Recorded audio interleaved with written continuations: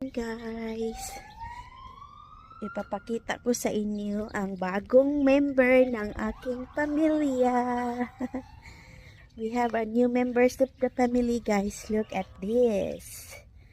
Look. Meron tayong malunggay at saka dragon fruit. Ayan guys, malunggay at dragon fruit. Tapos mayroon din akong dalawa pa ditong malunggay na itatanim ko pa. Ayan. Dito. Tapos mayroon din tayong gabi. At saka siling kulikot. Mayroong siling kulikot guys. Ayan. Tanim natin ito mamaya. Ayan guys. Check lang natin ang ating garden.